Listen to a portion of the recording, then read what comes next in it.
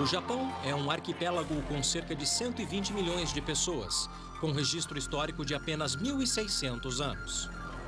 É a segunda maior economia do mundo hoje. Aos olhos da história, o sucesso do Japão aconteceu da noite para o dia, mas ele não foi repentino. Cultivando um legado antigo, o Japão moderno continua ligado ao seu passado. Influenciados pelo shintoísmo e o budismo, as duas maiores religiões, os japoneses desenvolveram vários métodos e técnicas que passaram de geração para geração. Durante séculos, os artífices japoneses lutaram para se tornarem unos com os materiais escolhidos, aperfeiçoando aos poucos seus métodos. Embora muitos ofícios lutem para se manter no mercado moderno, a essência dessa sabedoria permanece. Ela foi a chave do sucesso do Japão, e ainda é. E eu vou lhes mostrar como a sabedoria da antiguidade ajuda a explicar a maravilha industrial do Japão moderno.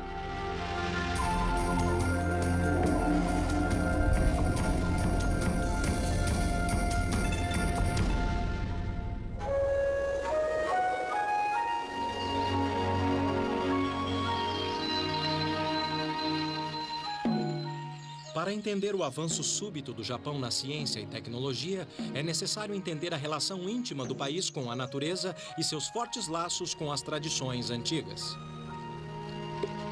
Os antigos acreditavam que um espírito, ou kami, vivia em tudo. Principalmente nas árvores.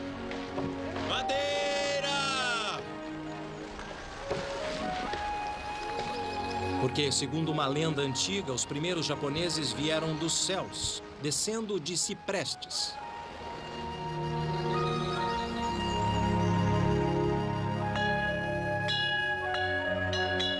O budismo e o shintoísmo, as duas maiores religiões do Japão, permeiam cada aspecto da vida. Arraigados ao shintoísmo, os japoneses desenvolveram um modo único e próprio. Técnicas e métodos aguçados, voltados para descobrir o espírito, a essência das coisas.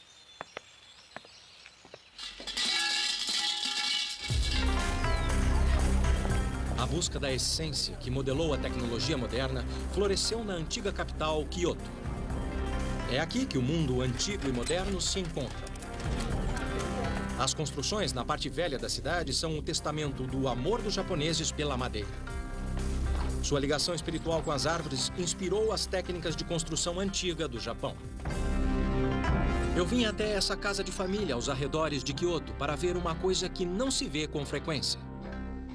Especialista em construções antigas, Kiyoshi Yasui fez da preservação de casas construídas com antigas técnicas de carpintaria sua missão. O Sr. Yasui acaba de começar o processo de desmonte. Ele está desmontando parte por parte desta casa para algum dia reconstruí-la em outro lugar. É uma oportunidade rara de ver os detalhes da construção. O Sr. Yasui apontou as principais características da construção. A coluna principal. Como a armação de um guarda-chuva, uma casa tradicional japonesa é construída em torno de um pilar central, que é ligado a vigas de apoio com encaixes complexos. A estrutura é um sistema de armação vertical e horizontal. A coluna da casa, entendi. Vigas grandes, entendi. Enorme, a viga é uma árvore de quase 18 metros. Influenciados pelo shintoísmo, os carpinteiros japoneses tradicionais gostam de incorporar a forma natural da madeira ao projeto. Eles incluem até os galhos e a curvatura natural para evocar o espírito, o kami, que eles acreditam que viva dentro de cada viga. O Sr. Yasui explicou com detalhes a técnica que os construtores antigos desenvolveram para acomodar as formas e ângulos variados. Os antigos chamaram de técnica de entrelaçamento, onde ripas e sulcos se encaixam como um quebra-cabeça. Ela move. Ah, entendi. Eu entendi. Então, se houver um terremoto, ela balança. A flexibilidade e durabilidade da estrutura repousam nas engenhosas juntas entrelaçadas.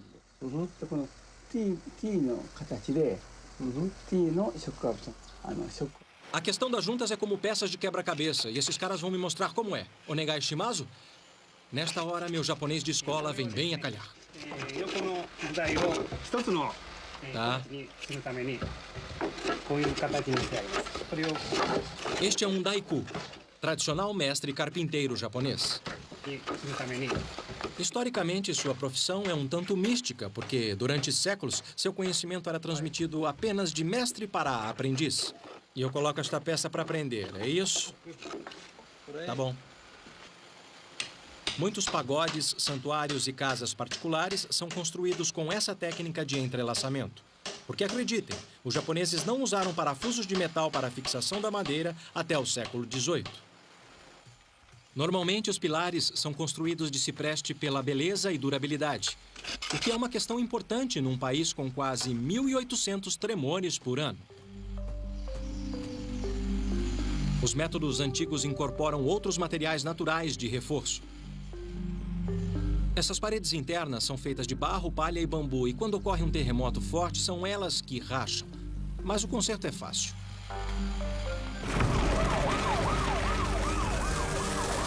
Em 1995, um terremoto de 9,6 em Kobe destruiu 100 mil residências construídas no estilo tradicional em apenas 20 segundos, deixando 300 mil pessoas desabrigadas e matando milhares. No entanto, no mesmo terremoto, os pagodes mais altos permaneceram em pé. Embora tendo centenas de anos e construídos usando a mesma técnica de entrelaçamento, eles não desabaram. Intrigado com o mistério, eu quis saber mais. Então fui ao pagode no templo Kiyomizu para encontrar um especialista. Peter Kazuo Mishinzawa é professor de engenharia estrutural na Universidade de Kyoto. Como é que funciona? Ele explicou que, apesar de a flexibilidade da técnica de entrelaçamento aumentar a resistência ao terremoto, o componente crucial está no interior. Segundo o professor Mishinzawa, a resistência ao terremoto é uma questão de movimento e harmonia. O incrível é que o segredo está no pilar central. Diferente daquele na casa preservada do Sr. Yasui, este não serviu de apoio central, mas como uma espécie de poste telefônico no centro do pagode. O mais incrível é que este pilar vertical foi fixado apenas no primeiro andar, mas em nenhuma parede. Esta é a base do pilar. Sim. Então não está no alicerce do pagode. Isso. Ele começa no primeiro andar. É no topo do primeiro andar. Entendi. Isso. É nessa área que estão conectados. E lá em cima é flutuante. Olha só, está se movendo. E como é que isso funciona? Como é que o pilar consegue absorver toda essa força? O módulo de vibração da estrutura externa é bem diferente do pilar central. Entendi. Ele absorve a força do resto do prédio e leva para dentro. Isso, leva. É assim que funciona. Quando a terra se mexe, o pagode se move como uma cobra, pendendo em direção ao pilar central rígido, que se opõe ao movimento da estrutura exterior e evita que ela venha abaixo. Esse é o segredo de resistência ao terremoto. É aéreo. Podemos movê-lo? Pode. Ah, olha só. É espantoso.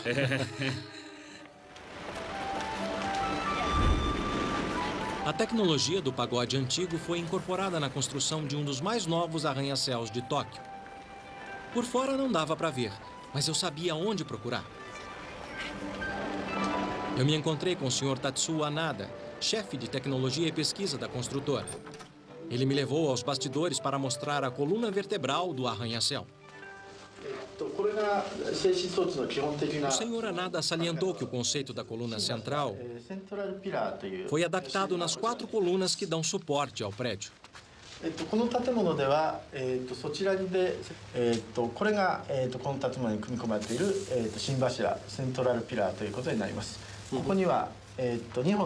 Então isso absorve a força que depois sobe pela coluna.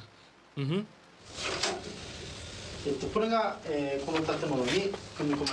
4 colunas de aço maciço formam o núcleo flexível desse arranha-céu de 37 andares. Uhum. Hoje, os engenheiros modificam o conceito de coluna livre do pagode. Usando placas de aço flexível, eles conectam as colunas à superestrutura do prédio. Então, isso absorve o choque. O modelo mostra as colunas como tiras elásticas que permitem que o prédio oscile quando a terra se mexe. Até agora, nenhum dano por terremoto foi registrado. E funciona mesmo. É, sim. Um período na história deixou uma marca profunda no Japão moderno. O tempo dos guerreiros samurais. O símbolo desse tempo ficou famoso no mundo, a espada samurai. Hoje, seus segredos são usados para salvar vidas, em vez de tirá-las. Há muitas formas de manter contato com a história. A antiga arte do Laido provém do grupo que testava as espadas. Através do Laido, eles testavam o equilíbrio, a flexibilidade da espada e se ela faria seu papel. Olhando, você acha que isso não exige esforço. Na verdade, essa espada é bem pesada. Tem aproximadamente 70 centímetros de comprimento e pesa quase 1 quilo. O domínio de vários golpes com elegância requer muita prática.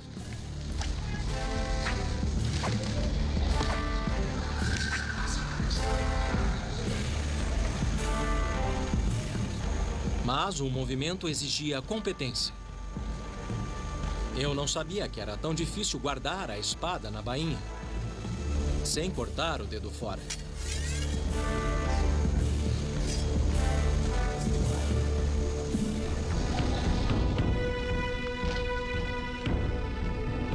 Os samurais eram conhecidos pelas espadas porque ninguém, além de um samurai, podia portar uma. Os samurais também eram conhecidos como Bushi e seu modo de vida como Bushido. Era um modo de vida onde ideais como honestidade, incorruptibilidade e frugalidade se opunham aos bens materiais. Além da espada, os bens mais preciosos para os samurais eram o orgulho e a honra. A reverência dos japoneses pelos samurais e suas espadas lendárias é de milhares de anos. Um ferreiro passava seu segredo para a geração seguinte. A princípio, o conhecimento de metalurgia foi introduzido no Japão pela Coreia e China, e possivelmente até a Índia. Yoshikazu Yoshihara segue a tradição da família. Agora, em seu 20º ano de treinamento, ele está perto de se tornar um mestre. O aço que ele usa foi derretido em um processo antigo que produz tamahagani, ou aço precioso. É um aço rico em carbono, um dos segredos para forjar uma lâmina afiada.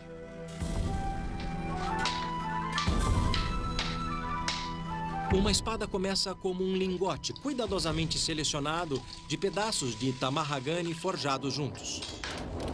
Depois de selecionar a mistura perfeita de aço, o Sr. Yoshihara pode tirar vantagem das variações naturais do aço. Isso pode parecer surpresa, mas são as variações que dão à espada beleza, personalidade e eficiência também. O lingote é dobrado, martelado e esfriado várias vezes, criando milhares de camadas fundidas uma à outra. Pela cor do metal aquecido, o ferreiro sabe quando a temperatura está correta. Na 10ª geração de mestres artífices, o Sr. Yoshihara é um tesouro vivo do Japão. O governo japonês o reconheceu como exemplo da tradição antiga na arte de fazer espadas. Qual é o segredo para se fazer uma espada perfeita? O mestre Yoshihara acredita que primeiro você deve seguir sua própria natureza. Se você for natural e firme em sua crença e flexível no modo de lidar com a vida, então seu espírito habitará a lâmina e a tornará perfeita.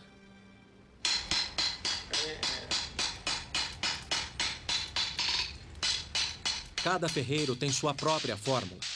Yoshikazu admite que seu pai ensinou que são necessárias no mínimo 12 dobras. Mas há outros segredos, incluindo padrões rígidos para calor e resfriamento. Assim, a fórmula produz uma lâmina dura com a flexibilidade de um salgueiro.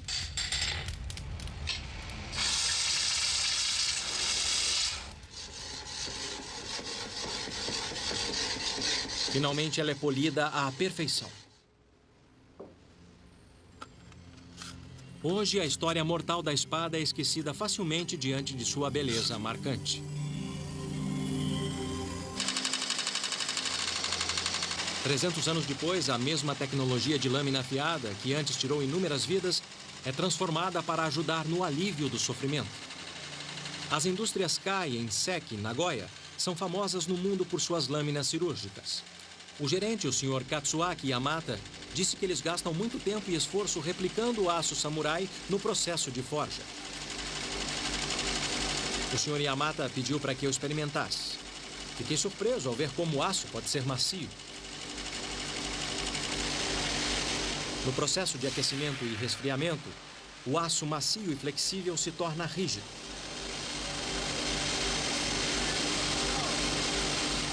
É tudo uma questão de carbono. Sob o microscópio eletrônico, partículas de carbono estão presentes na superfície do aço não processado. Depois de uma série de aquecimento e resfriamento, as partículas de carbono vão para dentro da lâmina, conferindo força ao aço. Já na espada samurai, o aço final mostra camadas produzidas pelas dobras, que dão flexibilidade às lâminas.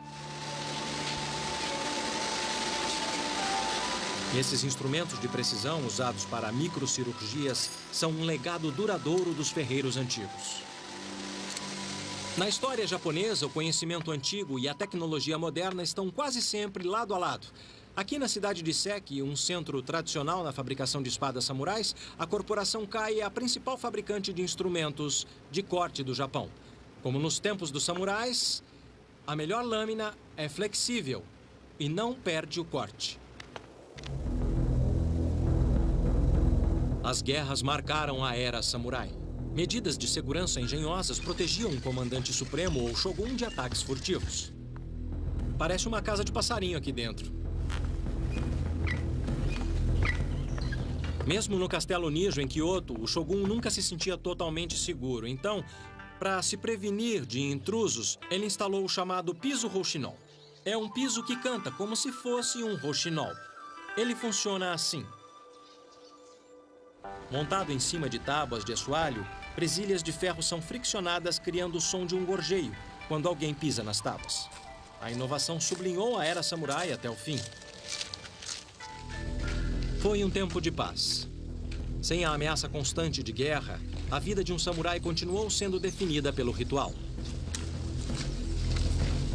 Foi quando a famosa cerimônia do chá se desenvolveu. A cerimônia do chá se tornou tão popular que iniciou uma indústria, principalmente na antiga capital, Kyoto. Adornando as cerimônias de chá dos samurais, milhares de xícaras e tigelas chamadas de louças kiwaki eram modeladas à mão para incorporar o espírito especial da cerimônia. Apesar de a cerâmica estar entre os materiais naturais mais antigos da humanidade, o método de produção permaneceu constante. A modelagem secular da argila deu aos japoneses um profundo conhecimento da capacidade dos materiais. Embora a eletricidade tenha substituído a roda de pedal, poucos oleiros, como o mestre Imi, mantêm a antiga tradição kiwaki viva. Ele me deu uma lição da arte antiga de modelar.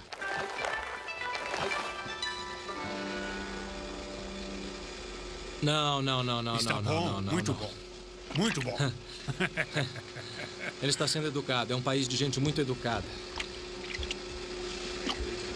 O segredo é a uniformidade. À medida que o mercado ficou maior e mais sofisticado, houve uma procura por formas novas e incomuns. E uma das qualidades que eles mais prezavam era uma pequena irregularidade, porque era a irregularidade que tornava a peça única. A que eu fiz está irregular, mas eu quero uma segunda opinião.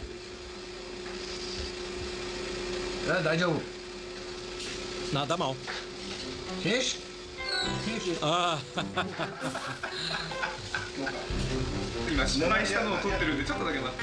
Já cansei disso.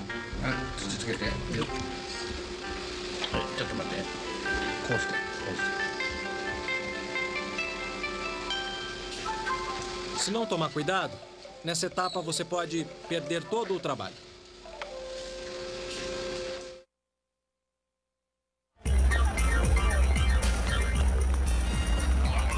Muitas tecnologias antigas estão morrendo. Ainda que no Japão, velho e novo vivam lado a lado.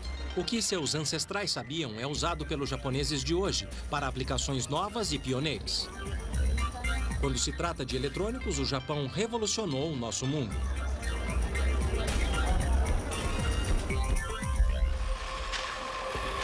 A procura pela essência deu aos japoneses um conceito e, por fim, uma vantagem econômica.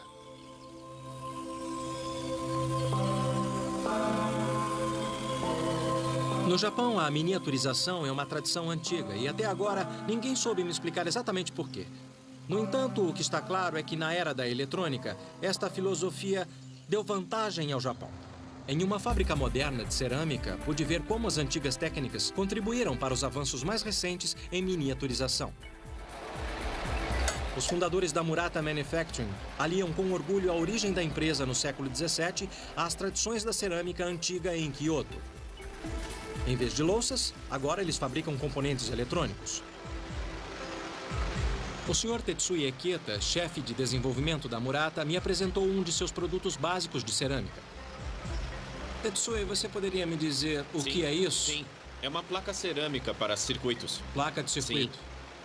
Depois de séculos trabalhando com argila, os cientistas em Murata mudaram o curso da história tecnológica. Desenvolveram cerâmicas inovadoras. Assim como um material clássico, elas podem ser moldadas em qualquer formato. Mas o melhor é que elas têm propriedades elétricas. Os antigos fornos foram substituídos por fornos eletrônicos que operam em temperaturas precisas. Da mistura de componentes até o resfriamento das placas acabadas, o controle preciso é a chave para o sucesso. E ela está quente mesmo quando sai. Mas não sai quente, porque a zona de resfriamento fica aqui. Ela esfria, tá Isso. bom. Pois é. Vamos ver. Essas placas de circuito são cerâmicas preparadas com propriedades agregadas. E essa placa já está pronta, né? Está totalmente acabada. Sim. Eis a diferença. As cerâmicas clássicas não têm utilidade elétrica. Mas quando a Murata combina óxidos metalocerâmicos apropriados, eles criam uma variedade de cerâmicas técnicas com propriedades elétricas exploráveis. As microestruturas internas dessas cerâmicas dielétricas reagem de forma diferente quando se aplica voltagem. Enquanto alguns componentes cerâmicos bloqueiam o fluxo de elétrons, outros respondem mecanicamente fazendo um componente vibrar ou pulsar e fazer coisas como tocar seu celular.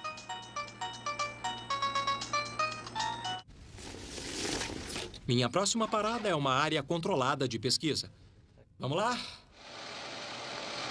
O filme é uma cerâmica. É, filme cerâmico. Nesta área livre de contaminação, eles trabalham em um componente experimental.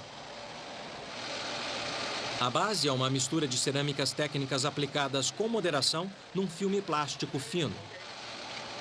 Quando aquecido no forno do processador, o filme cerâmico ultrafino encolhe e fica mais fino ainda.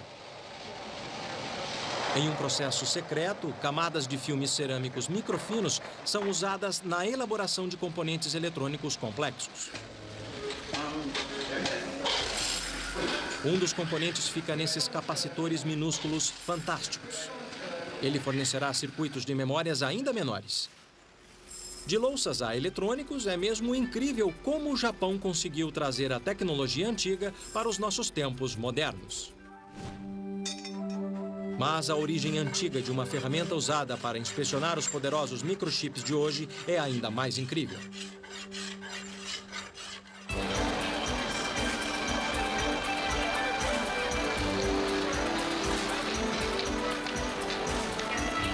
O agitado distrito Akihabara de Tóquio é um bazar gigante de eletrônicos, onde você pode achar o que há de mais novo em eletrônicos compactos.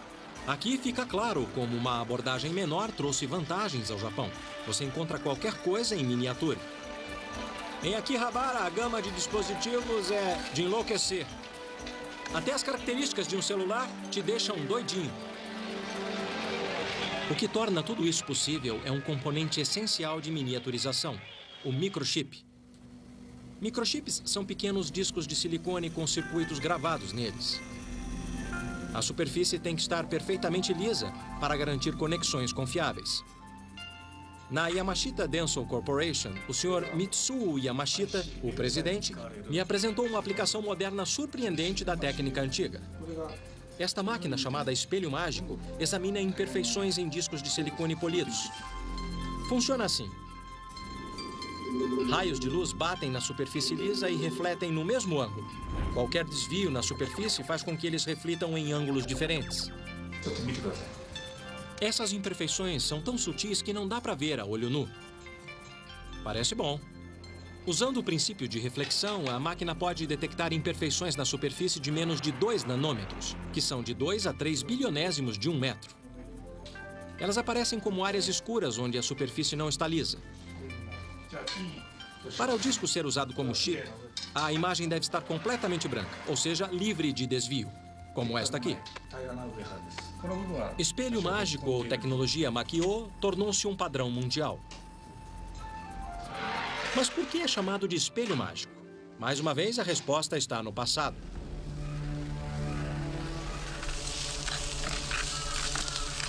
Uma tecnologia antiga importada da China, o espelho mágico teve um renascimento no meio do século XVI no Japão. Nessa época, o cristianismo era considerado uma influência estrangeira e um obstáculo para o estabelecimento do controle absoluto das pessoas. Ser cristão era ilegal. Mostrar sua fé em público podia custar sua cabeça. No entanto, durante esse período negro, o espelho mágico salvou vidas. A magia começou com uma placa de cobre fundido e polido pela mão de um mestre.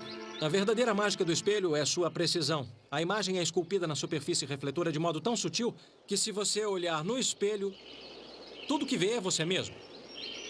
Mas se o espelho reflete luz branca,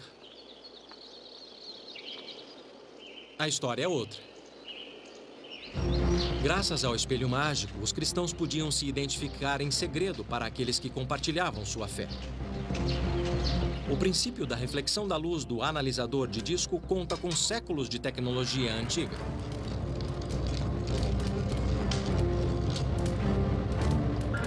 Para descobrir como a imagem fica dentro do espelho, eu visitei uma oficina tradicional em Kyoto.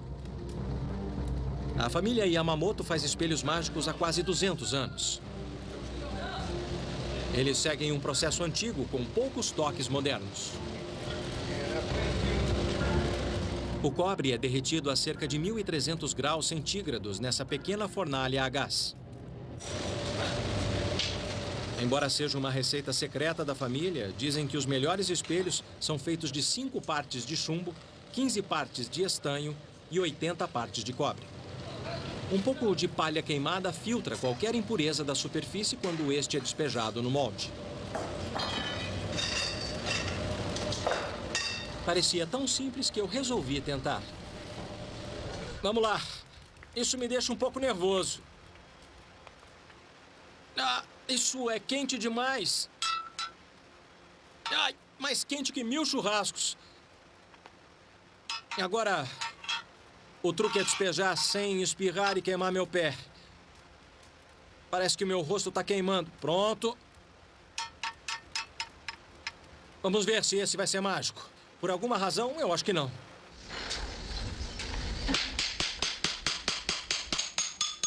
Duas horas depois, o molde está frio e a peça fundida é retirada. A placa de cobre é branca de um lado. Hoje, o outro lado mostra Buda.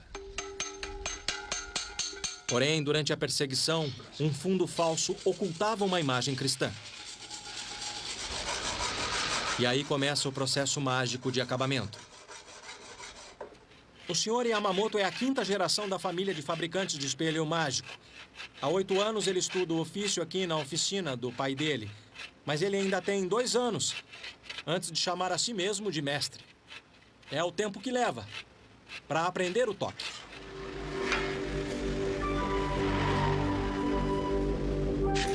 Raspar e polir cria variações microscópicas na superfície, que produzem uma imagem refletida similar à que está atrás. São necessárias semanas de raspagens cada vez mais refinadas para criar a imagem na superfície do espelho.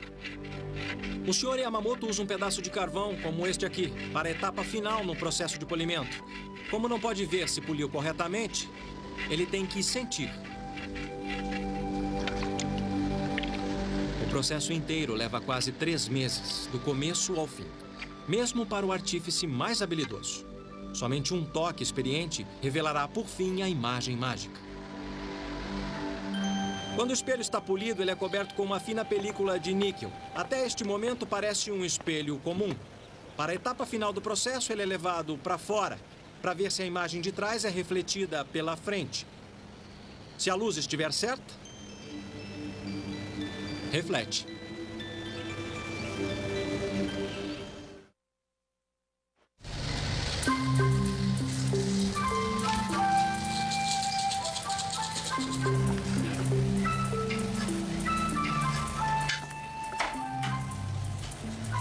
Muitas das tecnologias do Japão moderno são baseadas em adaptações que datam de 300 anos, do período Edo.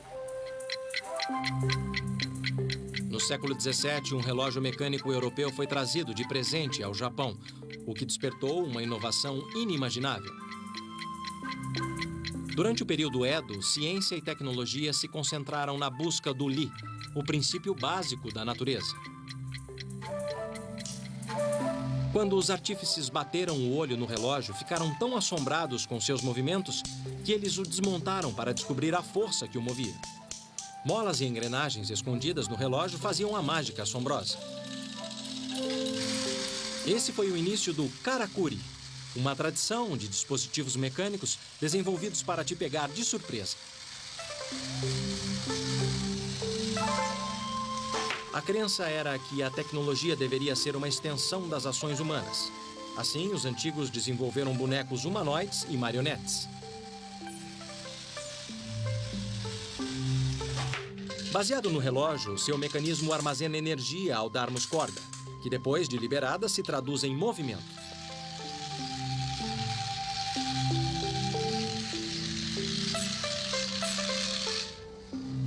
Na tradição karakuri, a tecnologia fica escondida para que você não saiba por que o dispositivo faz o que faz. Para os antigos, isso era magia. Neste caso, a surpresa é que o Shahakob Ninjio, ou mecanismo de bonecos servindo chá, era acionado por uma xícara de chá. Desenvolvido para despertar o sentimento de admiração e mistério durante as cerimônias do chá dos samurais, foi o primeiro robô doméstico para a diversão. Hoje, os bonecos karakuri podem não passar de um item caro de colecionador, exceto para um engenheiro moderno que reverencia a tecnologia antiga. O boneco karakuri tem um novo lar na Aishin AW Company. Aqui ele é reinventado como uma obra de arte que poupa energia. O senhor Shingahara Akata, engenheiro-chefe da Aishin, explicou por que se interessou pelo boneco karakuri. Essa é a máquina velha. Nesta fábrica, peças pesadas são movidas de um ponto da montagem para outro através de esteiras elétricas complexas. São motorizados. Para um trabalho tão simples, ele achou que devia haver um jeito melhor. Recuperando um mecanismo do passado, o Sr. Akata copiou o antigo boneco karakuri de madeira usando materiais modernos.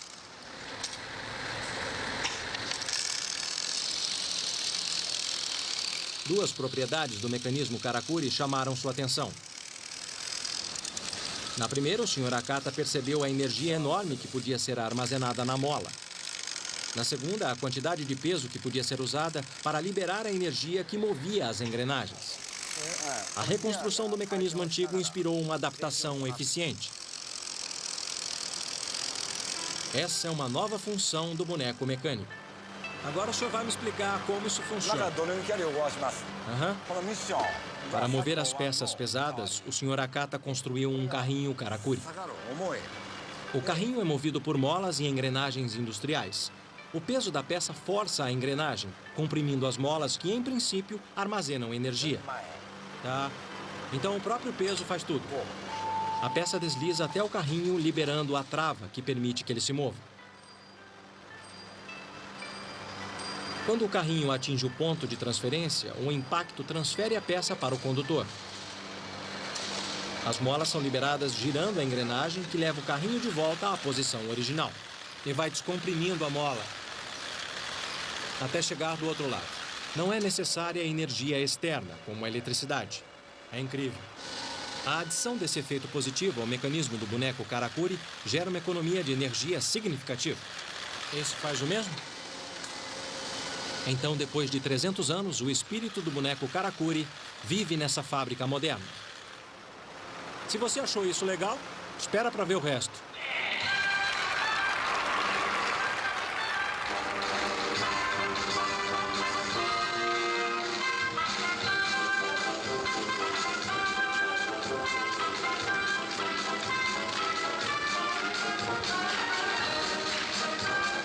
É mais incrível ainda. Eles me disseram que os robôs estão tocando pra valer.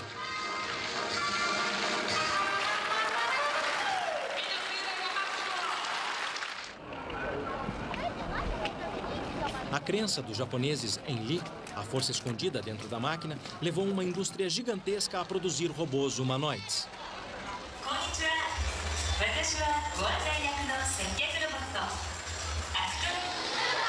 As crianças japonesas adoram.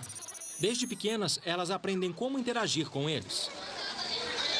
Já para mim, falar com um robô foi uma experiência totalmente diferente.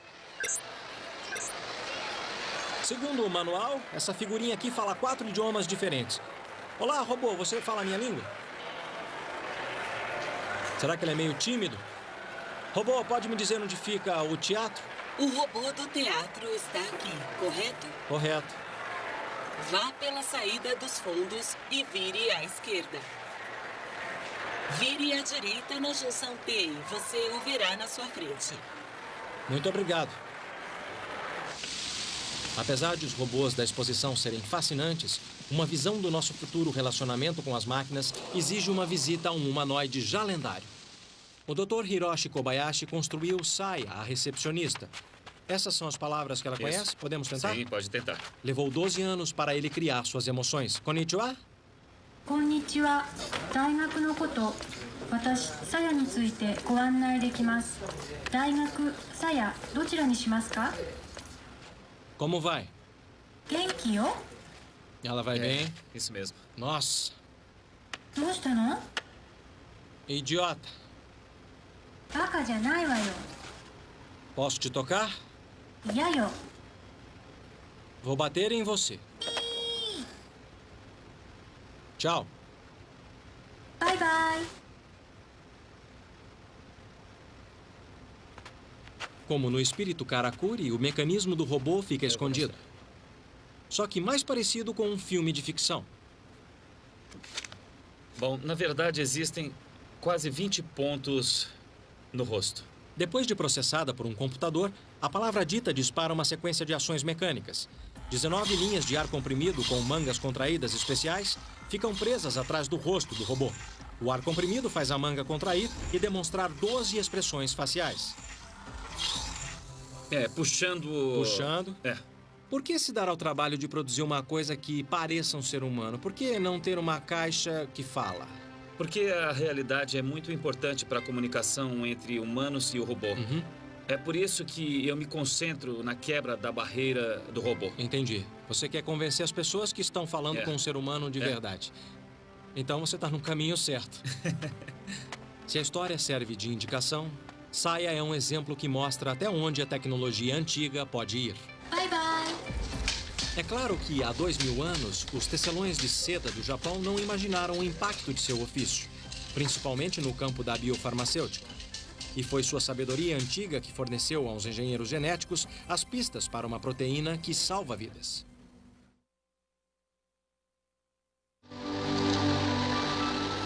A parte norte do interior do Japão é coberta por fileiras de árvores como esta. Em outra época, elas foram a fonte de riqueza da nação.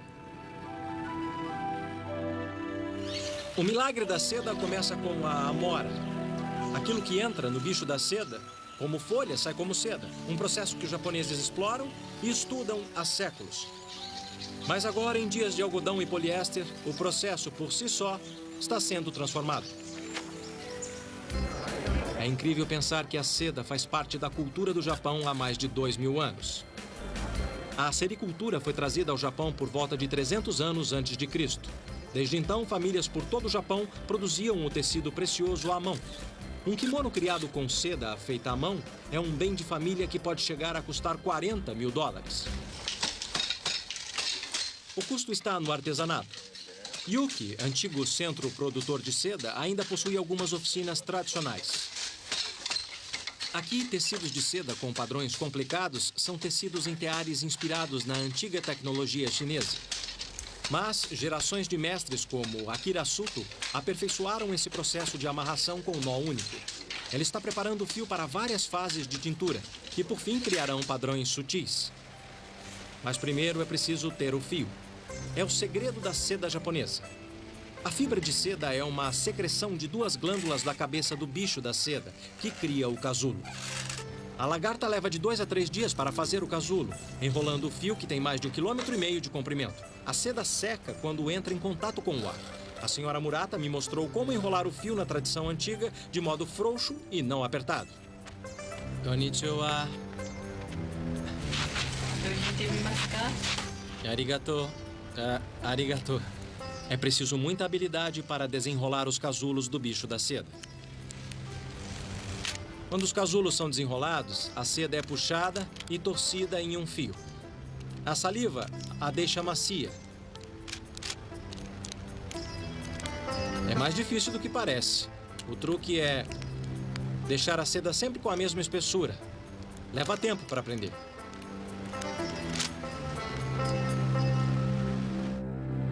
Depois de um ano de trabalho duro, essas peças de arte são a recompensa do tecelão habilidoso. E quanto mais o fio sintético é usado, mais a seda tradicional se torna preciosa. O milagre é que o bicho da seda pode conter uma nova promessa que a ciência está começando a explorar. O Instituto Nacional de Ciências Agrobiológicas não fica longe de Yuki, a antiga cidade da seda, mas está há anos-luz em termos de produção de seda. Eu me encontrei com o Dr. Toshiki Tamura, chefe geneticista do laboratório. E aqui estão eles, os pequenos bichos da seda. Existem mais de 1000 tipos por todo o globo, e o Japão está familiarizado com 600 deles. Considerando a história do Japão, não é à toa que seus cientistas estão à frente na decodificação do genoma do bicho da seda. Ah, que estranho. Acontece que a seda é uma proteína. Os cientistas aqui na fábrica de insetos da NIAS estão testando bichos da seda geneticamente modificados que não produzem seda, e sim proteínas que podem ser usadas para fins medicinais. Testes revelam que eles estão fazendo progresso. O primeiro desafio é redefinir o DNA do bicho da seda para aceitar um novo gene. Para testar o conceito, a equipe do Dr. Tamura injeta gene de água-viva para a luminescência. Se eles conseguirem juntar em seus DNAs, os bichos da seda desses óvulos serão verdes sob a luz ultravioleta. Esses bichos da seda modificados geneticamente podem produzir proteínas úteis, tais como o interferon, que é usado contra o câncer. Se der certo, a nova biotecnologia pode fazer do Japão o maior jogador do super lucrativo mercado farmacêutico. O que ele está olhando? O bicho da seda? Bicho da seda. Ele está olhando, como você pode ver aqui. O Dr. Tamura explicou que o brilho verde é a prova que o gene fluorescente da água-viva foi introduzido com sucesso no DNA do bicho da seda. A próxima etapa é crucial para o sucesso da equipe. A chave é conseguir um novo gene para produzir a proteína do bicho da seda. O que é isso? Esse aqui é o casulo. O casulo brilhante significa que a junção biotécnica foi um sucesso. Entendi. Então essa é a prova que o processo funciona. Como você pode ver aqui. A equipe está no caminho certo para colocar o bicho da seda na luta contra o câncer e acrescentar outra inovação no nosso mundo moderno, baseado na sabedoria da antiguidade. Andando por Tóquio à noite, eu percebi o quanto a tecnologia japonesa tem sua raiz nas tradições antigas. Seja com bonecos que serviam chá, transformados em robôs, seja nas técnicas de carpintaria transformadas em arranha-céus resistentes a terremotos. A engenhosidade do Japão parece se recarregar quando olha para seu passado, pegando as tradições antigas e projetando-as no futuro.